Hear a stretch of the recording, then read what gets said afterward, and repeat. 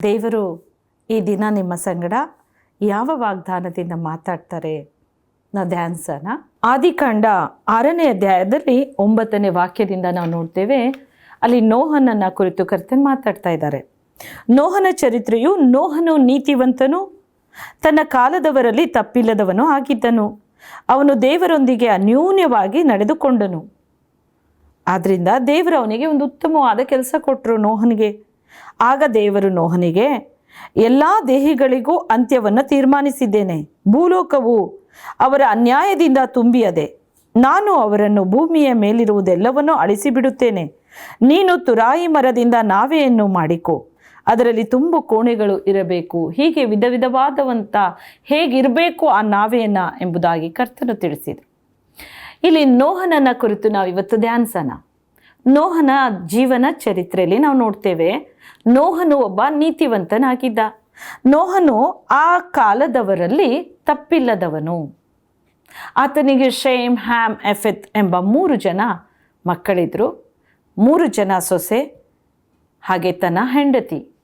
ಒಂದು ಕುಟುಂಬ ಹೇಗೆ ಇತ್ತು ಅದು ಎಂಬುದಾಗಿ ನಾವು ನೋಡುವಾಗ, ಅವರು 8 ಜನರು ಬಹಳ ಅದ್ಭುತವಾದ ರೀತಿಯಾಗಿ ಆ ಕುಟುಂಬವನ್ನು ಅವನು ಪ್ರೊಟೆಕ್ಟ್ ಮಾಡ್ಕೊತಾ ಇದ್ದ. ನೋಹ ತನ್ನ ಮಕ್ಕಳು, ಸೊಸೆ, ತನ್ನ ಹೆಂಡತಿ ಎಲ್ಲರೂ ಒಟ್ಟಾಗಿ ಸೇರಿ ಒಮ್ಮನಸ್ಸಿನಿಂದ ಯಾವಾಗಲೂ ಅವರು ನಿರ್ಮಲ ಹೃದಯವುಳ್ಳವರಾಗಿ ದೇವರನ್ನು ಆರಾಧಿಸ್ತಾ ಇದ್ರು. ಯಾಕೆಂದರೆ ವಾಕ್ಯ ಹೇಳುತ್ತೆ ಪ್ರಿಯರೇ, ಇಲ್ಲಿ ನೋಹನು ನೀತಿವಂತನಾಗಿದ್ದ. ಯಾರು ಏನು ಮಾಡ್ತಾ ಇದ್ದಾರೋ, ಎಷ್ಟು ತಪ್ಪುಗಳಾಗ್ತಾ ಇದೆಯೋ, ಭೂಲೋಕದಲ್ಲಿ ಎಲ್ಲೆಲ್ಲಿ ಏನೆಲ್ಲ ಕೆಟ್ಟದ್ದು ನಡೀತಾ ಇದೆಯೋ ಅದೆಲ್ಲವನ್ನ ನೋಡಿಕೊಂಡು ನೋಹನ ಕುಟುಂಬ ಹೋಗಲಿಲ್ಲ. ಆ ನೋಹನ ಕುಟುಂಬ ಒಂದು ನೀತಿವಂತ ಕುಟುಂಬವಾಗಿತ್ತು. ನೋಹನು ಆಗಿನ ಕಾಲದವರಲ್ಲಿ ಎಲ್ಲ ಮನುಷ್ಯರಲ್ಲಿಯೂ ಅವನು ತಪ್ಪಿಲ್ಲದವನಾಗಿ ನಡ್ಕೊತಾ ಇದ್ದ.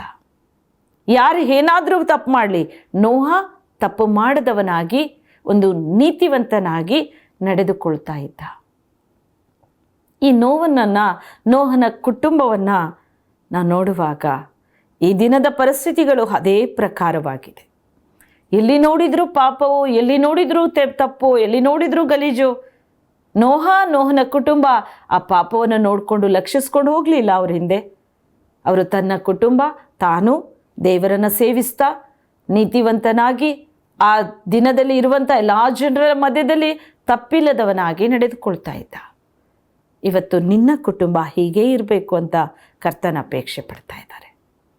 ಆಗ ದೇವರು ನೋಹನಿಗೆ ಹೇಳ್ತಾರೆ, ಪ್ರಿಯರೇ, ನೋಹನೇ, ನೀನು ಈ ಎಲ್ಲ ಒಂದು ಲೋಕದಲ್ಲಿ ನೋಡುವ ಎಲ್ಲ ಮನುಷ್ಯರ ಮಧ್ಯದಲ್ಲಿ ಒಬ್ಬ ನೀತಿವಂತನಾಗಿ ಕಾಣಿಸಿಕೊಂಡಿದ್ದೀಯಾ. ನನ್ನ ದೃಷ್ಟಿಯಲ್ಲಿ ನೀನು ತಪ್ಪಿಲ್ಲದವನಾಗಿ ಇರೋದ್ರಿಂದ ನಾನು ನಿನ್ನ ಕುಟುಂಬವನ್ನು ನಾನು ರಕ್ಷಣೆ ಕೊಡ್ತೇನೆ. ಈ ಪ್ರಪಂಚದಲ್ಲಿ ಎಲ್ಲ ದೇಹಿಗಳಿಗೂ ನಾನು ಅಂತ್ಯವನ್ನು ತೀರ್ಮಾನಿಸಿದ್ದೇನೆ. ಆದರೆ ನೋಹನೇ, ಇದು ಜಲ ಪ್ರಳಯ ಮಾಡಿ ನೀರಿನಿಂದ ನಾನು ಅಂತ್ಯ ಮಾಡುವಾಗ ನೀನು ನಿನ್ನ ಕುಟುಂಬ ರಕ್ಷಿಸಲು ನೀವೊಂದು ನಾವೆಯನ್ನು ಸಿದ್ಧ ಮಾಡಿಕೊಳ್ಳ್ರಿ. ಆ ನಾವೆಯನ್ನು ಸಿದ್ಧ ಮಾಡಿಕೊಳ್ಳುವುದಕ್ಕೆ ಕರ್ತನು ಪ್ರೇರೇಪಿಸಿ ಆಜ್ಞಾಪಿಸಿದರು. ಹೇಗಿರಬೇಕು ನಾವೇ ಎಂಬುದನ್ನು ಕೂಡ ಚಿತ್ರಿಸಿದರು. ಅದೇ ಪ್ರಕಾರ ನೋಹ ಅವನ ಕುಟುಂಬ ಭಾಳಷ್ಟು ಶ್ರಮಪಟ್ಟು ನಾವೇನ ಕಟ್ಟಿ ಎಬ್ಬಿಸಿದರು. ನನ್ನ ಆತ್ಮೀಯ ಸ್ನೇಹಿತರೆ, ಈ ದಿನ ಅದೇ ಪ್ರಕಾರದ ದಿನಗಳು. ನೆನಪು ಮಾಡಿಕೊಳ್ಳ್ರಿ, ನೋಹನ ದಿನದಲ್ಲಿ ನಾನೇನು ಮಾಡ್ದು ಹಾಗಾಗುತ್ತೆ. ಆ ದಿನ ಲೂಟನನ್ನು ತೆಗೆದು ಸೊದೋಮ್ ಗೋಮರ್ ಪಟ್ಟಣವನ್ನು ಹೇಗೆ ನಾಶ ಮಾಡಿದ್ನೋ ಆ ಪ್ರಕಾರ ಆಗುತ್ತೆ. ಬೆಂಕಿಯಿಂದ ಲಯ ಮಾಡ್ತೇನೆ. ಹೀಗೆ ದೇವರ ವಾಕ್ಯ ಸುಳ್ಳಾಗೋದಿಲ್ಲ. ಭೂಮಿ ಆಕಾಶಗಳು ಅಳೆದು ಹೋಗ್ಬೋದು, ಆದರೆ ನನ್ನ ಮಾತಲ್ಲಿ ಒಂದು ಸೊನ್ನೆ, ಒಂದು ಗೊಡ್ಸಾದರೂ ಅದು ನೆರವೇರದ ಹೊರತು ಅಳಿದು ಹೋಗೋದಿಲ್ಲ.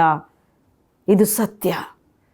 ಯೇಸು ಸ್ವಾಮಿ ನಮ್ಮೊಂದಿಗೆ ಹೇಳಿ ಎಲ್ಲವನ್ನ ಮಾತು ಕೊಟ್ಟು ಹೋಗಿರುವಾಗ ಭೂಮಿ ಮೇಲೆ ಅದೇ ಪ್ರಕಾರವಾಗಿ ನಡೀತಾ ಇದೆ. ಎಲ್ಲಿ ನೋಡಿದರೂ ಪಾಪದ ತಾಂಡವಾಡ್ತಾ ಇದೆ.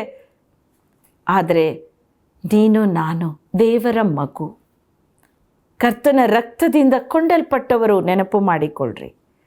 ನೋಹನಂತೆ ನೀತಿವಂತರಾಗ್ರಿ. ನೋಹನಂತೆ ಆ ದಿನ ಎಲ್ಲ ಮನುಷ್ಯರಲ್ಲೂ ನೋಡುವಾಗ ನೋಹ ತಪ್ಪಿಲ್ಲದವನಾಗಿ ನಡ್ಕೊತಾ ಇದ್ದ. ಹಾಗೆ ನೀವು ತಪ್ಪಿಲ್ಲದವರಾಗಿ ನಡಿಬೇಕನ್ನೋ ದೇವರ ಚಿತ್ತ, ದೇವರ ಆಸೆ ಕೂಡ. ನನ್ನ ಮಕ್ಕಳನ್ನು ನಾನು ರಕ್ಷಿಸಬೇಕು. ಯೋಹಾನ ಪತ್ರಿಕೆ 3ನೇ ಅಧ್ಯಾಯದಲ್ಲಿ 16ನೇ ವಾಕ್ಯದಲ್ಲಿ ನಾವು ನೋಡ್ತೇವೆ, ದೇವರು ಲೋಕದ ಮೇಲೆ ಎಷ್ಟೋ ಪ್ರೀತಿಯನ್ನಿಟ್ಟು ತನ್ನ ಒಬ್ಬನೇ ಒಬ್ಬ ಮಗನನ್ನು ಕೊಟ್ಟನು, ಆತನನ್ನು ನಂಬುವ ಒಬ್ಬನಾದರೂ ನಾಶವಾಗದೆ ಎಲ್ಲರೂ ನಿತ್ಯ ಜೀವಕ್ಕೆ ಹೋಗ್ಬೇಕಂತ ಆತನನ್ನು ಬಲಿ ಕೊಟ್ಟಿತು. ಯೇಸು ಸ್ವಾಮಿ ಈ ಭೂಲೋಕಕ್ಕೆ ಬಂದು ಆತನೇ ನಮ್ಮ ಎಲ್ಲ ಪಾಪ ಶಾಪವನ್ನು, ರೋಗವನ್ನು, ವ್ಯಾಧಿಯನ್ನು, ಕಟ್ಟುಗಳನ್ನು ಹೊತ್ತು ತೀರಿಸಿ ಜಜ್ಜಲ್ಪಟ್ಟವರಾಗಿ ಆತನ ಶರೀರದ ಸಂಪೂರ್ಣ ಆತನ ರಕ್ತ ಸುರಿಸಿ ಆತ ರಕ್ಷಿಸ್ತಾ ಇದ್ದಿದ್ದು ಏನಕ್ಕೋಸ್ಕರ ನಮಗೆ ರಕ್ಷಣೆ ಕೊಟ್ಟಿದ್ದಾರೆ? ನಮ್ಮ ಆತ್ಮ ನಶಿಸಿ ನರಕಕ್ಕೆ ಹೋಗದಂತೆ ಅದು ನಿತ್ಯ ಜೀವಕ್ಕೆ ಹೋಗ್ಬೇಕಂತ. ಆ ಒಬ್ಬನೇ ಮಗನನ್ನು ಬಲಿ ಕೊಟ್ಟಿದ್ದು ದೇವರು ನಿನ್ನ ಆತ್ಮ ನಿತ್ಯ ಜೀವದಲ್ಲಿ ಸೇರಬೇಕಂತ ದೇವರು ತುಂಬ ಆಸೆ ಪಟ್ಟಿದ್ದಾರೆ. ಯೋಹಾನ ಪತ್ರಿಕೆ 14ನೇ ಅಧ್ಯಾಯದಲ್ಲಿ 2ರಿಂದ 4ನೇ ವಾಕ್ಯದವರೆಗೂ ನಾವು ನೋಡ್ತೇವೆ, ದೇವರು ಆತನು ನಮಗೋಸ್ಕರ ಹೋಗಿ ಗುಡಾರಗಳನ್ನು ಸಿದ್ಧ ಮಾಡಿದ್ದಾರೆ. ಆತನು ಹೇಳ್ತಾರೆ, ನಾನು ತಿರುಗಿ ಬಂದು ನಾನಿರುವಲ್ಲಿಗೆ ನನ್ನ ಮಕ್ಕಳನ್ನು ಕರೆದೊಯ್ತೇನೆ. ನಾವೆಲ್ಲರೂ ಆತನ ಬಳಿಗೆ ಸೇರಬೇಕು ಪ್ರಿಯರೇ. ಈ ಭೂಲೋಕ ಯಾರಿಗೂ ಶಾಶ್ವತ ಇಲ್ಲ. ಅದನ್ನು ತಿಳಿದಂಥ ನೋಹ ನೀತಿವಂತನಾಗಿ ನಡ್ಕೊಂಡ. ಅದನ್ನು ತಿಳಿದಂಥ ನೋಹನ ಕುಟುಂಬವನ್ನು ಪರಿಶುದ್ಧ ಮಾಡಿಕೊಂಡು, ಯಾರು ತಪ್ಪು ಮಾಡ್ತಾರೆ, ಯಾರು ಪಾಪ ಮಾಡ್ತಾರೆ, ನಾವು ದೇವರನ್ನ ಭಕ್ತಿಯಿಂದ ಆರಾಧಿಸೋಣ ಅಂತ ಭಕ್ತಿಯಿಂದ ಕುಟುಂಬವನ್ನು ಅವನು ಏರ್ಪಡಿಸಿ ತಪ್ಪಿಲ್ಲದವನಾಗಿ ಆ ದಿನಗಳಲ್ಲಿ ನಡೀತಾ ಇದ್ದ. ಹಾಗೆ ಈ ದಿನ ಎಲ್ಲೆಲ್ಲೂ ತಪ್ಪಾದಂಥ, ಎಲ್ಲೆಲ್ಲೂ ಪಾಪವು ನಡೀತಾ ಇರಬೇಕಾದ್ರೆ ನಾವು ಕುಟುಂಬವಾಗಿ ಪರಿಶುದ್ಧವಾಗಿ ಜೀವಿಸೋಣ ಪ್ರಿಯರೇ, ನೀತಿವಂತರಾಗಿ ಜೀವಿಸೋಣ ಪ್ರಿಯರೇ. ನಮಗೊಂದು ನಿತ್ಯ ಜೀವ ಇದೆ ಪ್ರಿಯರೇ. ನಮಗಾಗಿ ತಂದೆ ಹೋಗಿ ಎಲ್ಲ ಸಿದ್ಧತೆಯನ್ನು ಮಾಡಿದ್ದಾರೆ ಪ್ರಿಯರೇ. ನಮ್ಮನ್ನು ನೋಡುವಾಗ ಆತನ ಹೇಳ್ತಾ, ನನ್ನ ಮಗನು ನನ್ನ ಮಗಳು ನನ್ನ ಬಳಿಗೆ ಬರ್ತಾಳೆ, ಕಾಯ್ತಾ ಇದ್ದಾರೆ. ಈಗೋ ಯೇಸು ಸ್ವಾಮಿ ಬೇಗನೆ ಬರ್ತೇನೆ ಅಂತ ಇದ್ದಾರೆ. ಅದಕ್ಕಾಗಿ ನೋಹ ದೇವರ ಭಯ ಇತ್ತು ಅವನಿಗೆ. ದೇವರ ಭಯ ಭಕ್ತಿಯಿಂದ ಅವನ ಹೃದಯ ಮಿಡಿತಾ ಇತ್ತು. ದೇವರಿಗಾಗಿ ನಾನು ಏನಾದರೂ ಒಂದು ಮಾಡೋಣ ಅಂತ ಆಸೆ ಪಡುವಂಥ ಕುಟುಂಬವಾಗಿತ್ತು ಈ ಕುಟುಂಬ. ದೇವರು ಹೇಳಿದಂತೆ ನೋಹ ನಾವೇನ ಸಿದ್ಧ ಮಾಡ್ದ. ಕಷ್ಟ ಆಗಲಿ, ಎಷ್ಟೇ ಶ್ರಮ ಆಗಲಿ, ಯಾರು ನನ್ನನ್ನು ಅಪಮಾನ ಮಾಡಿದ್ರು, ಯಾರು ನನ್ನನ್ನು ಬೈತಾ ಇದ್ರು, ಯಾರು ನನ್ನನ್ನು ಉಗಿತಾ ಇದ್ರು ಪರವಾಗಿಲ್ಲ, ನಾನು ದೇವರು ಹೇಳಿದ ಪ್ರಕಾರ ನಾವೇನ ಸಿದ್ಧ ಮಾಡ್ತೇನೆ ಅಂತ ನಾವೇ ಸಿದ್ಧ ಮಾಡಿದ್ರು. ಹೌದು ನನ್ನ ಆತ್ಮೀಯರೇ, ಈ ದಿನ ದೇವರಿಗಾಗಿ, ದೇವರ ರಾಜ್ಯ ನೀತಿಗಾಗಿ ತವಕಪಡ್ರಿ. ದೇವರ ಆಲಯ ಕಟ್ಟುವ ಕಾರ್ಯದಲ್ಲಿ ಮನಸ್ಸಿಡ್ರಿ. ಎಲ್ಲ ದೇವರ ಆಲಯದಲ್ಲಿ, ದೇವರ ಸನ್ನಿಧಾನದಲ್ಲಿ ನಾವು ಸೇರಿ ಆರಾಧನೆ ಮಾಡೋ ಸಮಯ ಇದು. ಕರ್ತನು ಆ ಸಭೆಯನ್ನು ಪ್ರೀತಿಸಿ ಆ ಸಭೆಯ ಮೇಲೆ ತನ್ನ ಆತ್ಮವನ್ನು ಸುರಿಸಿ, ಮೊದಲಿಗಿತ್ತಿಯಂತೆ ಶೃಂಗರಿಸಲ್ಪಟ್ಟಂಥ ಬೆಂಕಿಯಂತೆ ಉರಿತಾ ಇತ್ತ ಆ ಒಂದು ದೀಪದ ಉಪಾದಿಯಲ್ಲಿರುವಂಥ ಸಭೆಯನ್ನು ಪರಲೋಕಕ್ಕೆ ಕೊಂಡೊಯ್ತಾರೆ ಪ್ರಿಯರೇ. ದೇವರು ನಿಶ್ಚಯ ನನ್ನನ್ನು ನಿನ್ನನ್ನು ನಿತ್ಯ ಜೀವಕ್ಕೆ ಸೇರಿಸುವುದಕ್ಕೆ ಆಸೆ ಪಡ್ತಾ ಇದ್ದಾರೆ. ನೋಹನಂತೆ ನೀತಿವಂತರಾಗ್ರಿ. ಈ ಕಾಲದಲ್ಲಿ ಅನೇಕ ತಪ್ಪುಗಳು ನಡೀತಾ ಇದೆ, ಪಾಪ ನಡೀತಾ ಇದೆ, ಕಣ್ಣ ಮುಂದೆಯೂ ನೋಡ್ತಾ ಇದ್ದೇವೆ, ಕಿವಿಯಿಂದ ಕೇಳ್ತಾ ಇದ್ದೇವೆ, ಅನೇಕ ಅಪರಾಧಗಳು. ಅವೆಲ್ಲವನ್ನ ನೋಡ್ತಾ ಇದ್ರು ನೋಹನ ಕುಟುಂಬ ನೀತಿವಂತ ಒಂದು ಕುಟುಂಬ. ಆ ದಿನಗಳಲ್ಲಿ ನೋಡುವಾಗ ಅವನಿಗೆ ತಪ್ಪಿಲ್ಲದವನಾಗಿ ನಡ್ಕೊಂಡ. ಹಾಗೆ ನೀವು ತಪ್ಪಿಲ್ಲದವರಾಗಿ ನಡ್ಕೊಳ್ರಿ. ಮನುಷ್ಯರು ನಮ್ಮನ್ನು ನೋಡ್ತಾ ಇಲ್ಲ, ದೇವರು ನಮ್ಮನ್ನು ನೋಡ್ತಾನೇ ಇದ್ದಾರೆ. ನಮ್ಮ ನಡೆ ನುಡಿಯನ್ನು ಪರೀಕ್ಷಿಸಿ ಆತನ ತಕ್ಕ ಪ್ರತಿಫಲ ಕೊಡ್ತಾರೆ. ನಿನ್ನ ನಡತೆಗೆ ತಕ್ಕ ಪ್ರತಿದಂಡನೆ ಆಗುತ್ತೆ ಪ್ರಿಯ ಸಹೋದರ ಸಹೋದರಿ. ದೇವರ ಆಲಯ ಕಟ್ರಿ. ದೇವರ ಸಭೆಯಲ್ಲಿ ಹೋಗಿ ಸೇರಿ ಆರಾಧಿಸಿ. ಇದು ಸಮಯ. ದೇವರು ನಿಮ್ಮನ್ನು ಆಶೀರ್ವದಿಸ್ತಾರೆ ಹೇರಳವಾಗಿಯೂ ಅದ್ಭುತವಾದ ರೀತಿಯಲ್ಲಿ. ನೋಹ ಅವನ ಕುಟುಂಬ ಆ ನಾವೆ ಒಳಗೆ ಸೇರಲ್ಪಡ್ತು. ನೀರಿನಿಂದ ಜಲಪ್ರಳಯದಲ್ಲಿ ಎಲ್ಲ ದೇಹಿಗಳು ನಾಶವಾಗೋದ್ರು. ಆದರೆ ನೋಹ ಅವನ ಕುಟುಂಬ ನಾವೆಯ ಒಳಗೆ ಸೇರಿಸಿ ಕರ್ತನವರನ್ನು ಮೇಲಕ್ಕೆತ್ತಿದ್ರು, ರಕ್ಷಿಸಿದ್ರು ಅವರನ್ನು. ಅದೇ ಪ್ರಕಾರ ಕರ್ತನಿಂದು ನನ್ನನ್ನು ನಿನ್ನನ್ನು, ನಿಮ್ಮ ಕುಟುಂಬ ನಮ್ಮ ಕುಟುಂಬವೂ ಕೂಡ ನಿತ್ಯ ಜೀವದಲ್ಲಿ ಸೇರಬೇಕು. ನಾವೇ ಸಿದ್ಧ ಮಾಡ್ಕೊಳ್ಳೋಣ. ಸಭೆಗೆ ಭಕ್ತಿಯಿಂದ ಹೋಗ್ರಿ, ಆರಾಧನೆ ಮಾಡಿರಿ. ದೇವರಿಗಾಗಿ, ದೇವರಿಗೋಸ್ಕರ ಜೀವಿಸ್ರಿ. ವೈರಾಗ್ಯದಿಂದ ಪ್ರಾರ್ಥನೆ ಮಾಡಿರಿ, ಭಕ್ತಿಪೂರ್ಣವಾಗಿ ಪ್ರಾರ್ಥಿಸ್ರಿ. ಪವಿತ್ರಾತ್ಮನು ಹೇರಳವಾಗಿ ಕರ್ತನ ಸುರಿಸ್ತಾರೆ. ಆತನ ಪ್ರವಾದನ ಆತ್ಮ ಎಲ್ಲೆಲ್ಲೂ ಸುರಿಸಲ್ಪಡ್ತಾ ಇದೆ. ದೇವರು ಯಾರನ್ನು ಕೂಡ ಭೇದ ಮಾಡಿಲ್ಲ. ಎಲ್ಲ ಮನುಷ್ಯರ ಮೇಲೆ ನನ್ನ ಆತ್ಮ ಸುರಿಸ್ತೇನೆ ಅಂತಾರೆ. ಎಲ್ಲರ ಮೇಲೆ ಕರ್ತನು ತನ್ನ ಆತ್ಮ ಸುರಿಸಿ ಯೇಸುವಿನಂತೆ ಮಾರ್ಪಡಿಸ್ತಾರೆ. ಗಲಾತ್ಯ 2:20 ಕರ್ತನು ಹೇಳಿ, ಇನ್ನೂ ಜೀವಿಸೋರು ನೀವಲ್ಲ, ಕ್ರಿಸ್ತನು ನಮ್ಮ ಒಳಗೆ ಜೀವಿಸ್ತಾರೆ. ಇನ್ನು ಜೀವಿಸೋರು ನಾವಾಗಿರಲ್ಲ, ಕ್ರಿಸ್ತನು ನಮ್ಮ ಒಳಗೆ ಜೀವಿಸ್ತಾರೆ. ನಮ್ಮ ಒಳಗೆ ಆತ್ಮಸ್ವರೂಪಿಯಾಗಿ ಪ್ರತಿಯೊಬ್ಬೊಬ್ಬರ ಒಳಗೂ ಕರ್ತನು ಜೀವಿಸ್ತಾರೆ. ಯೇಸುವಿನಂತೆ ನಾವು ಮಾರ್ಪಡ್ತೇವೆ. ಕರ್ತನ ರಾಜ್ಯಕ್ಕಾಗಿ, ನೀತಿಗಾಗಿ ತವಕ ಪಡಲು ಎದ್ದೇಳ್ರಿ. ದೇವರ ಆಲಯಲ್ಲಿ ಕಟ್ಟ್ರಿ. ದೇವರಿಗಾಗಿ ಸಿದ್ಧತೆ ಮಾಡ್ರಿ. ಸಭೆ ಒಳಗೆ ಸೇರಲ್ಪಟ್ಟು ಕರ್ತನನ್ನು ಆರಾಧಿಸಿ ಸಂತೋಷ ಪಡ್ರಿ. ಇದು ಸಮಯ. ದೇವರ ಬರೋಣದಲ್ಲಿ ನಾವೆಲ್ಲ ಸುಗ್ಗಿಯನ್ನು ಸಿದ್ಧ ಮಾಡುವಂಥ ಸಮಯ. ದೇವರಿಗಾಗಿ ಪ್ರಿಯರೇ, ನೋಹನು ಹಾಗೆಯೇ ತಾನು ತನ್ನ ಕುಟುಂಬವು ಸೇರಲ್ಪಟ್ಟು ಒಂದು ಉತ್ತಮ ನಾವೆಯನ್ನು ಕಟ್ಟಿದರು. ಆ ನಾವೆಯಲ್ಲಿ ಕರ್ತನವರನ್ನು ಸೇರಿಸಿದರು. ಆ 8 ಜನ ರಕ್ಷಿಸಲ್ಪಟ್ಟರು. ಹಾಗೆ ನೀವು ನೀತಿವಂತರಾಗಿ, ಪರಿಶುದ್ಧರಾಗಿ, ದೇವರನ್ನು ಘನಪಡಿಸುತ್ತಾ ಆಲಯಕ್ಕೆ ಭಕ್ತಿಯಿಂದ ಹೋಗಿ ದೇವರ ಆಲಯ ಕಾರ್ಯಗಳಲ್ಲಿ ಮನಸ್ಸಿಡಿ. ದೇವರು ಹೇಳ್ತಾರೆ, ಮತ್ತಾಯ 6:33 ವಾಕ್ಯ, ನೀವು ಮೊದಲು ದೇವರ ರಾಜ್ಯ ನೀತಿಗಾಗಿ ತವಕ ಪಡಿರಿ, ಇವುಗಳ ಕೂಡ ಅದೆಲ್ಲ ನಿಮಗೆ ದೊರೆಯುತ್ತೆ. ಅದೆಲ್ಲ ನಮಗೆ ದೇವರು ಕೊಡ್ತಾರೆ. ನಾವು ಪ್ರಾರ್ಥನೆ ಮಾಡ್ತಾ ಇದ್ದಾಗ ಕರ್ತನ ಪ್ರಕಟಣೆ, ದೇವರು ನನಗೆ ಒಂದು ರಾತ್ರಿಯಲ್ಲಿ ದೇವರ ಆತ್ಮನು ಮಾತಾಡಿದರು. ದೇವಕಿ, ನಾನು ಹಿಡಿದು ಬಂದ ಈ ಸ್ಥಳ ಆಲಯವಾಗಿ, ಚರ್ಚಾಗಿ ಮಾತ್ರ ಇರಬಾರ್ದು, ಪ್ರೇಯರ್ ಟವರ್ ಆಗಿರಬೇಕು. ಈ ಸ್ಥಳದಲ್ಲಿ ಒಂದು ಪ್ರೇಯರ್ ಟವರ್ ನಿರ್ಮಾಣ ಮಾಡೋಕ್ಕೆ ನಾನು ಆಜ್ಞೆ ಮಾಡ್ತೇನೆ ಅಂದರು. ನಮ್ಮ ಬಳಿ ಏನೂ ಇಲ್ಲ. ಆ ಸಮಯದಲ್ಲಿ ನಾನು ಪ್ರಾರ್ಥನೆ ಮಾಡಿದೆ. ಆ ಪ್ರಾರ್ಥನೆ ಮಾಡಿದ ನಂತರವಾಗಿ ದೇವರು ಒಂದು ಅಮೂಲ್ಯವಾದ ಮಾರ್ಗಗಳನ್ನು ತೆರೀತಾ ಹೋದರು. ನಾನು ಸೇವೆ ಮಾಡ್ತಾ ಇದ್ದಾಗ ನನ್ನ ಜೊತೆ ಸಪೋರ್ಟಿಂಗ್ ಆಗಿ ನನ್ನ ಸಂಗಡ ನನ್ನ ತಾಯಿಯವರು ತುಂಬ ಪ್ರಾರ್ಥನೆ ಮಾಡ್ತಾಯಿದ್ರು. ಆದರೆ ನಾವು ದೇವರ ಆಲಯನ ಇನ್ನೂ ಉತ್ತಮ ರೀತಿಯಲ್ಲಿ ನಿರ್ಮಾಣ ಮಾಡೋಕ್ಕೆ ಹೋಗೋಣ ಅನ್ನೋಷ್ಟೊತ್ತಿಗೆ ನನ್ನ ತಾಯಿಯನ್ನು ಕೂಡ ದೇವರು ಕರ್ಕೊಂಡ್ಬಿಟ್ರು. ಅನಂತರ ನಾವು ಪ್ರಾರ್ಥನೆ ಮಾಡಿದೆ, ದೇವರೇ, ನೀನು ಮಾತನಾಡಿದ್ದೀರಾ ಅಂದರೆ ನೆರವೇರಿಸ್ತೀರಾ. ನೀವು ಆಲಯ ಕಟ್ಟಿ, ನೀವು ನನಗೆ ಸಹಾಯ ಮಾಡಿರಿ ಎಂಬುದಾಗಿ ನಾನು ಭಾರದಿಂದ ಪ್ರಾರ್ಥನೆ ಮಾಡ್ತಾ ಹೋದೆ. ಉಪವಾಸವಿದ್ದು ದೇವರ ಹತ್ರ ಬೇಡ್ತಾ ಹೋದೆ. ದೇವರು ನನ್ನ ಕಣ್ಣೀರು, ನನ್ನ ಪ್ರಾರ್ಥನೆಗೆ ಸದುತ್ತರ ಕೊಟ್ಟಿದ್ದಾರೆ ಪ್ರಿಯರೇ. ಇವತ್ತು ಕಡೂರು ಪ್ರಾಂತ್ಯದಲ್ಲಿ ನಾವು ದೇವರ ಆಲಯ ಇವತ್ತು ಕಟ್ಟಿ ನಿರ್ಮಾಣ ಮಾಡ್ತಾ ಇದ್ದೇವೆ. ಹಂತ ಹಂತವಾಗಿ ದೇವರು ನಮಗೆ ಸಹಾಯ ಕೊಟ್ಟು ಅಲ್ಲಿ ಪ್ರೇಯರ್ ಟವರ್ ಆಗಿ ಅನೇಕ ಜನರು ಕಷ್ಟದಲ್ಲಿ, ದುಃಖದಲ್ಲಿ, ವೇದನೆಯಲ್ಲಿರೋ ಜನರಿಗಾಗಿ ಪ್ರಾರ್ಥಿಸೋ ಒಂದು ಸ್ಥಳವಾಗಿ ಅಲ್ಲಿ ನಿರ್ಮಾಣ ಮಾಡ್ತಾ ಇದ್ದೇನೆ. ಅದು ನನ್ನ ಆಲೋಚನೆ ಅಲ್ಲ, ನನ್ನ ದೇವರ ಆಲೋಚನೆ. ಲೋಕದಲ್ಲಿರೋ ಅನೇಕರು ನನ್ನನ್ನು ಬೈದರು. ಅನೇಕ ಜನರು ಬಂದು, ಇದೇನು ನೀವು ಈ ರೀತಿಯಾದ ಕಾರ್ಯಗಳಲ್ಲಿ ಮನಸ್ಸಿಟ್ಟಿದ್ದೀರಾ, ಸಾಕು ಇಷ್ಟು ಮಾತ್ರ ಮಾಡಿ ಅಂತ ನನ್ನನ್ನು ತುಂಬ ಪ್ರೇರೇಪಿಸಿದರು. ಆದರೆ ನಾನು ಪ್ರಾರ್ಥನೆ ಮಾಡ್ತಾ ಬಂದೆ, ದೇವರೇ, ನೀನೇ ನನ್ನ ಸಹಾಯಕನು, ಪವಿತ್ರಾತ್ಮನೇ ನೀನು ಸಹಾಯ ಮಾಡಿ ನಿನ್ನ ಆಲಯ ನಿರ್ಮಾಣ ಆಗಬೇಕು. ನಿನ್ನ ಆಲಯದಲ್ಲಿ ಎಲ್ಲ ರೋಗಿಗಳಿಗಾಗಿ ನಾವು ಪ್ರಾರ್ಥಿಸ್ತಾ ಇರುವಾಗ ಕಷ್ಟದಲ್ಲಿ, ದುಃಖದಲ್ಲಿ, ವೇದನೆಯಲ್ಲಿರೋ ಎಲ್ಲರೂ ಇಲ್ಲಿಂದ ಬಿಡುಗಡೆನ ಹೊಂದ್ಕೊಂಡು ಸಂತೋಷವಾಗಿ ಹೋಗಬೇಕು. ಫೋನ್ ಕಾಲ್ ಮೂಲಕ ಅದ್ಭುತ ನಡಿಬೇಕು. ಲೆಟ್ರ್ ಮಿನಿಸ್ಟ್ರಿ ಮೂಲಕ ನೀನು ಅದ್ಭುತ ಮಾಡಬೇಕು. ಮ್ಯಾಗ್ಝಿನ್ ಮೂಲಕ ಅದ್ಭುತ ಮಾಡಬೇಕು. ಇಲ್ಲಿಂದ ನಡೆಯುವ ಯೂಟ್ಯೂಬ್ ಚಾನಲ್ ಮೂಲಕ ಅದ್ಭುತ ಮಾಡಬೇಕು. TV ಸಂದೇಶ ಕೊಡ್ತಾ ಇರುವಂಥ ವಾಕ್ಯ ಸಂದೇಶದ ಮೂಲಕ ಅದ್ಭುತ ನಡಿಬೇಕು. ಹೀಗೆ ಅನೇಕ ಅದ್ಭುತಗಳು ನಡಿಬೇಕಪ್ಪ, ನಾವೇ ಸಿದ್ಧ ಮಾಡು ಅಂತ ಪ್ರಾರ್ಥಿಸ್ತಾ ಇದ್ದಂಗೆ ಕರ್ತನದನ್ನು ಪೂರ್ಣ ಮಾಡ್ತಾ ಇದ್ದಾರೆ. ಕಟ್ಟಲ್ಪಡ್ತಾ ಇದೆ ಪ್ರಿಯರೇ. ದೇವರು ಇನ್ನು ಮುಂದಿನ ದಿನಗಳದನ್ನು ಓಪನ್ ಮಾಡೋಕ್ಕೆ ಸಿದ್ಧ ಮಾಡ್ತಾ ಇದ್ದಾರೆ. ಲೋಕ ಏನೇ ಹೇಳಲಿ, ಯಾರು ಏನೇ ಮಾತಾಡಲಿ, ಆದರೆ ದೇವರು ನಮ್ಮ ಕೂಡ ಇದ್ದಾರೆ.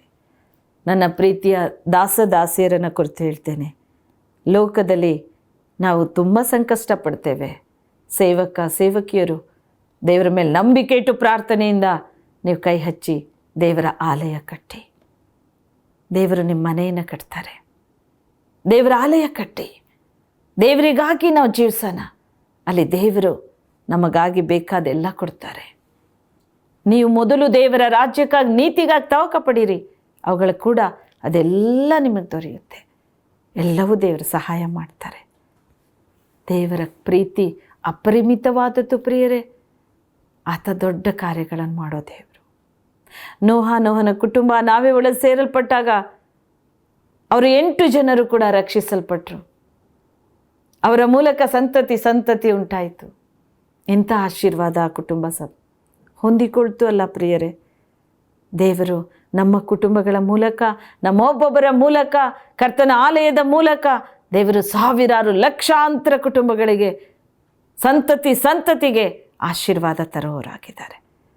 ದೇವರ ಮೇಲೆ ಮನಸ್ಸಿಡಿ, ದೇವರಿಗಾಗಿ ಜೀವಿಸೋಣ, ನೀತಿವಂತರಾಗಿ. ಈ ಲೋಕದಲ್ಲಿ ಯಾರೇ ತಪ್ಪು ಮಾಡ್ತಾ ಇದ್ರು ಅದನ್ನು ಅರಿಯದೆ ಈ ಲೋಕದ ಎಲ್ಲ ಜನರ ಮಧ್ಯದ್ದು, ಪಾಪಿಗಳ ಮಧ್ಯದಲ್ಲೂ ಇದ್ದರೂ ನೋಹ ತಪ್ಪಿಲ್ಲದವನಾಗಿ ನಡ್ಕೋತಾ ಇದ್ದ. ಹಾಗೆ ನೀವು ತಪ್ಪಿಲ್ಲದವರಾಗಿ ನಡ್ಕೊಳ್ರಿ. ದೇವರು ನಿಮಗೆ ಬೇಕಾದೆಲ್ಲ ಸಹಾಯ ಕೊಡ್ತಾರೆ. ದೇವರ ರಾಜ್ಯ ನೀತಿ ತವಕ ಪಡ್ರಿ. ದೇವರ ರಾಜ್ಯ ನೀತಿಗೆ ತವಕ ಪಡೋರು ಉದ್ಧರಿಸಲ್ಪಡ್ತಾರೆ, ಆಶೀರ್ವಾದ ನಿಧಿಯಾಗಿ ಮಾರ್ಪಡ್ತಾರೆ. ನನ್ನ ಆತ್ಮೀಯರೇ, ನಾವು ಪ್ರಾರ್ಥನೆ ಮಾಡೋಣ. ಕರ್ತನೇ, ನಾನು ನಿನಗಾಗಿ ಜೀವಿಸ್ತೇನೆ, ನಿನಗೋಸ್ಕರ ನನ್ನ ನೀತಿವಂತನನ್ನಾಗಿ ನಾನು ಮಾಡು, ತಪ್ಪಿಲ್ಲದವನಾಗಿ ನಾನು ಜೀವಿಸಲು ಕೃಪೆ ಕೊಡು, ನಿನ್ನ ರಾಜ್ಯ ನೀತಿಗೆ ನಾನು ತವಕ ಪಡ್ತೇನೆ ಸ್ವಾಮಿ ಎಂಬುದಾಗಿ ಒಪ್ಪಿಸಿಕೊಂಡು ಪ್ರಾರ್ಥನೆಯಲ್ಲಿ ಬೇಡ್ಕೊಡಿ. ಪ್ರೀತಿಯುಳ್ಳ ದೇವನೇ, ಸ್ವಾಮಿ, ನೀವು ಕೊಟ್ಟ ಈ ವಾಕ್ಯ ಸಂದೇಶಕ್ಕಾಗಿ ಸ್ತೋತ್ರ ಅಪ್ಪ, ಸ್ತೋತ್ರ ತಂದೆಯೇ. ಈ ವಾಕ್ಯಗಳು ನಿನ್ನ ಮಕ್ಕಳು ಕೇಳುತ್ತಾ ಇದ್ದಂಗೆ ಅವರ ಹೃದಯದಲ್ಲಿ ನೀನು ಕಾರ್ಯ ಮಾಡ್ತಾ ಇದ್ದೀರಾ, ಅವ್ರ ಹೃದಯದಲ್ಲಿ ಮಾತನಾಡ್ತಾ ಇದ್ದೀರಾ, ಅವರನ್ನು ನೀತಿವಂತರನ್ನಾಗಿ ಇಂದು ಮಾರ್ಪಡಿಸ್ತಾ ಇದ್ದೀರಾ. ಸ್ತೋತ್ರ ಮೇಸಯ್ಯ. ಈ ಲೋಕದಲ್ಲಿ ತಪ್ಪಿಲ್ಲದವರನ್ನಾಗಿ ಅವರನ್ನು ಮಾರ್ಪಡಿಸ್ತಾ ಇದ್ದೀರಾ. ಸ್ತೋತ್ರ ಮೇಸಯ್ಯ. ನಿನಗೆ ವಂದನೆ ಕರ್ತನೆ. ನೀವು ಒಳ್ಳೆಯವರಪ್ಪ, ನೀವು ಒಳ್ಳೆಯದನ್ನೇ ಮಾಡೋ ದೇವರು, ಒಳ್ಳೆಯದನ್ನೇ ಮಾಡೋ ದೇವರು. ನಿನ್ನ ಹಸ್ತ ಇಟ್ಟವರನ್ನು ಆಶೀರ್ವದಿಸು. ನೋಹನ ಕುಟುಂಬದಂತೆ ಅವರು ನೀತಿವಂತ ಕುಟುಂಬವಾಗಲಿ, ನಂಬಿಕಸ್ಥ ಕುಟುಂಬವಾಗಲಿ, ಪರಿಶುದ್ಧವಾದ ಕುಟುಂಬವಾಗಿರಲಿ ಅಪ್ಪ. ಅವರು ಪರಲೋಕಕ್ಕೆ ಕೊಂಡೊಯ್ಯಲ್ಪಟ್ಟ ಕುಟುಂಬವಾಗಿ ಮಾರ್ಪಡಲಿ. ಭಯಭಕ್ತಿಯಿಂದ ನಿನ್ನಲ್ಲಿ ಜೀವಿಸಲಿ ರಾಜ. ಯಾರ್ಯಾರು ನನ್ನೊಂದಿಗೆ ಸೇರಿ ಪ್ರಾರ್ಥಿಸ್ತಾ ಇದ್ದಾರೋ ಅಂಥ ಒಂದೊಂದು ಕುಟುಂಬಕ್ಕಾಗಿ ನಾ ಮೊರೆ ಇಡ್ತೇನೆ. ಅಂಥ ಒಂದೊಂದು ಸ್ವಾಮಿ ನಿನ್ನ ಮಕ್ಕಳಿಗಾಗಿ ನಾ ಪ್ರಾರ್ಥಿಸ್ತೇನೆ. ಅವರನ್ನು ಆಶೀರ್ವದಿಸು ಅಯ್ಯ, ಅವರನ್ನು ಆಶೀರ್ವದಿಸು ತಂದೆಯೇ, ಅವರನ್ನು ಬಲಗೊಳಿಸು ದೇವರೇ. ಅವರು ಮೊದಲು ನಿನ್ನ ರಾಜ್ಯ ನೀತಿಗೆ ತವಕ ಪಡುವ ಮಕ್ಕಳಾಗಿ ಅವರು ಎದ್ದೇಳಲಿ ತಂದೆಯೇ. ಅವರನ್ನು ಆಶೀರ್ವದಿಸು ಅಯ್ಯ, ಹೇರಳವಾಗಿ ಆಶೀರ್ವದಿಸು. ಇಂದಿನಿಂದ ಅವರನ್ನು ನೂತನಪಡಿಸು, ಒಂದು ನೀತಿವಂತರನ್ನಾಗಿ ಮಾರ್ಪಡಿಸು, ತಪ್ಪಿಲ್ಲದವರನ್ನಾಗಿ ಮಾರ್ಪಡಿಸು ದೇವರೇ. ಅವರ ಕುಟುಂಬವಾಗಿ ಸೇರಿ ಒಂದಾಗಿ ಪ್ರಾರ್ಥಿಸುವಂಥ ಕೃಪೆ ಕೊಡು. ಎಲ್ಲರೂ ಒಟ್ಟಾಗಿ ಸೇರಲ್ಪಡಲಿ ರಾಜ. ಕುಟುಂಬವಾಗಿ ನಿನ್ನನ್ನು ಆರಾಧನೆ ಮಾಡಲಿ. ಆ ಕುಟುಂಬದಲ್ಲಿ ಕರ್ತನೆ ಆರಾಧನೆಗೆ ಅಡ್ಡಿಪಡಿಸುತ್ತಿರುವ ದುರಾತ್ಮವನ್ನು, ಸಭೆಗೆ ಹೋಗದೆ ತಡೆ ಮಾಡುತ್ತಿರುವ ದುಷ್ಟಾತ್ಮವನ್ನು ಯೇಸುವಿನ ರಕ್ತದಲ್ಲಿ ಕಟ್ಟಿ ನರಕಕ್ಕೆ ಬಿಸಾಕ್ತೇನೆ. You fire master in the name of Jesus name. ಕರ್ತಾವೆ, ಈಗಲೇ ಅವ್ರಿಗೆ ಬಿಡುಗಡೆ ಕೊಡೋ ಸ್ವಾಮಿ. ಅವರನ್ನು ಆಶೀರ್ವದಿಸು ತಂದೆಯೇ. ಅವರು ನೂತನವಾಗಲಿ, ಒಂದು ಪರಿಶುದ್ಧ ಕುಟುಂಬವಾಗಿ ಮಾರ್ಪಡಲಿ, ಆಶೀರ್ವಾದದ ಕುಟುಂಬವಾಗಿ ಮಾರ್ಪಡಲಿ. ಸಂತತಿಯವರೆಗೂ ನಿನ್ನನ್ನು ಭಯಭಕ್ತಿಯಿಂದ ಸೇವಿಸೋ ಕುಟುಂಬವಾಗಿರಲಿ ತಂದೆಯೇ. ನಿನ್ನ ಆಶೀರ್ವಾದ ಮಾಡುತ್ತಾ ಇರೋದು ಸ್ತೋತ್ರ. ಈಗಲೇ ಅವರು ಬಿಡುಗಡೆ ಕೊಡ್ತಾ ಇದೆಯಾ. ಸ್ತೋತ್ರ ಮೇಸಯ್ಯ. ಓ ನೋಹನ ಕುಟುಂಬ ಒಂದು ನಂಬಿಕಸ್ಥ ಕುಟುಂಬವಾಗಿ, ನೀತಿವಂತ ಕುಟುಂಬವಾಗಿ, ಪರಿಶುದ್ಧ ಕುಟುಂಬವಾಗಿ ಅವರನ್ನು ಮಾರ್ಪಡಿಸ್ತಾ ಇದೆಯಾ. ಸ್ತೋತ್ರಮಯ್ಯ. Thank you Jesus. ಒಂದನೇ ತಂದೆ, ನಿನಗೆ ಮಹಿಮೆ ಉಂಟಾಗಲಿ ಅಪ್ಪ. ಅವರು ಏನೇನು ಬೇಡುತ್ತಿದ್ದಾರೋ ಈಗಲೇ ಅನುಗ್ರಹಿಸು. ನೀವು ನಂಬಿಕೊಂಡು ಪ್ರಾರ್ಥನೆಯಲ್ಲಿ ಏನೇನು ಬೇಡಿಕೊಳ್ಳುತ್ತೀರೋ ಅದನ್ನು ಹೊಂದುವಿರಿ ಅಂದಿದೆಯಾ ಸ್ವಾಮಿ. ಹೊಂದಿಕೊಳ್ಳಲಿ ಕರ್ತನೆ. ಪವಿತ್ರಾತ್ಮನೇ ಅವ್ರಿಗೆ ಸಹಾಯ ಮಾಡು. ಕೆಲಸ ಇಲ್ಲದೆ ಇದ್ದಾರೋ ಸ್ವಾಮಿ, ಕೆಲಸ ಅನುಗ್ರಹಿಸು. Open the door. ಎಲ್ಲ ಬಾಗಿಲುಗಳು ತೆರೆಯಲ್ಪಡಲಿ. ಆಶೀರ್ವಾದದ ಬಾಗಿಲುಗಳು ತೆರೆಯಲಿ ಪವಿತ್ರಾತ್ಮನೇ. ಆಶೀರ್ವಾದ ತುಂಬಿಸು ರಾಜ. ಸಮೃದ್ಧಿ ವೃಷ್ಟಿಯವರ ಮೇಲೆ ಬರಲಿ. ಬರಲಿ ಕರ್ತನೆ. ಆಶೀರ್ವದಿಸು. ಬಡತನ ಬೇಡ ಸ್ವಾಮಿ, ಸಾಲ ಇಷ್ಟು ದಿನ ಬೇಡ ದೇವ್ರೆ. ಎಷ್ಟೋ ಸಾಲ ಸಂಕಷ್ಟಗಳಿದೆ ದೇವ, ಅವರ ಚಿಂತಾಭಾರ ನೀನು ಹೊತ್ತು ತೀರಿಸು. ಎಂದಿನಿಂದ ಅವರ ಬಡತನ ಸಾಲ ಸಂಕಷ್ಟ ನೀಗಲೇ ಯೇಸುವಿನ ನಾಮದಲ್ಲಿ. Bless lord. ತಂದೆಯೇ, ನೀನು ಆಶೀರ್ವದಿಸ್ತಾ ಇರೋದು ಸ್ತೋತ್ರ. ಅವರು ನಿನ್ನನ್ನು ಸನ್ಮಾನಿಸೋ ಮಕ್ಕಳಾಗೆದ್ದೇಳಲಿ. ಕರ್ತನೆ, ನಿನಗೆ ವಂದನೆ ಪ್ರಭುವೆ. ಎಲ್ಲ ಮಹಿಮೆ ನಿನಗೆ, ಯೇಸುವಿನ ನಾಮದಲ್ಲಿ ತಂದೆ. ಆಮೇನ್.